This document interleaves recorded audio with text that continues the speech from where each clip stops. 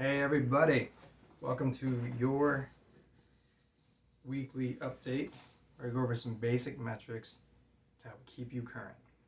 Not with the Metroplex or Round Rock in general, not even your zip code, your neighborhood market. Talking to you, Siena. So, updates.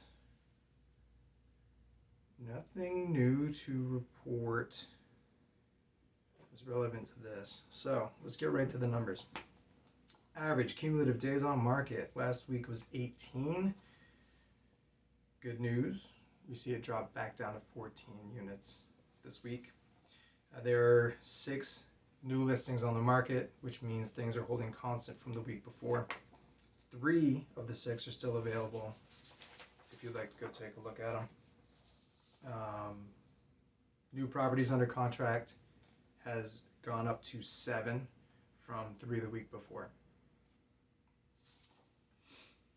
This brings the neighborhood total to for active listings to 14 from 19. And if you're noticing a discrepancy, I'll speak to it in the summary. Closed properties, 1 listing closed in the last week, which is constant from 1 the week before. You can welcome your neighbors at 5773 Siena Terrace. And the fun part, current average sales price for the neighborhood is $483,000, $549. That's sold at 104.8% list price after 12 days on market. That's an average, because I'm about to disagree with that in a second. So, in summary, we saw the days on market drop back down, aided by the closing of the listing at Siena Terrace, which was on the market for 3 days. I need to take a second to talk about that. Listed September 17th, Friday, under contract on Monday, multiple offer situation. That's textbook. And it's a win-win. I can't see the terms exactly of the transaction, but I know from the status changes that the buyer's agent put together a really nice offer and won the day. And buyer's chief concern, I want a good deal. They got a good deal. I don't have it up anymore, but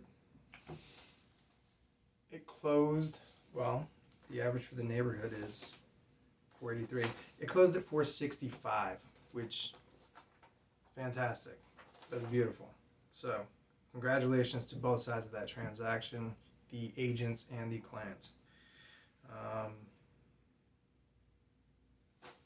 Some other things in the summary. Oh yeah, I did want to point out that with the new properties under contract, this week there was a jump up from the week before, but when you average the last 3 weeks, you'll find things are very constant. The properties under contract slightly by a decimal exceed the new to market listings. What else? Excuse me. Oh, else worth mentioning is the inventory number. If you're following and you did the numbers for the property that closed and the new under contract, you would have assumed there were, what is it? What did I come out to? 17, 16. I don't know, I forgot. But the inventory number was off by 3.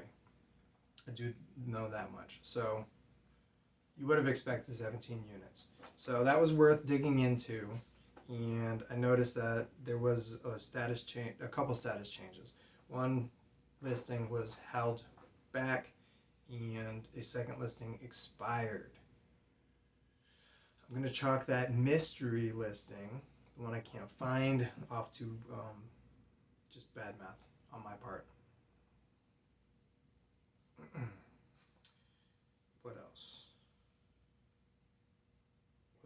third thing worth mentioning. Oh yeah, what are we looking forward to? A couple of weeks ago I found statistical information that I could use to determine an absorption rate based on ABOR, Austin Board of Realtor stats. If you've been around since the beginning, you'll remember that I experimented with kind of generating those numbers on my own, and they were all over the place. Later I had a conversation with an appraiser friend of mine who told me that I was using too short of a time span. So, you live and learn. So, moving forward, I'm going to monthly use the official numbers to determine the absorption rate for the neighborhood. So, you can expect that moving forward. Thanks for tuning in. Until next time.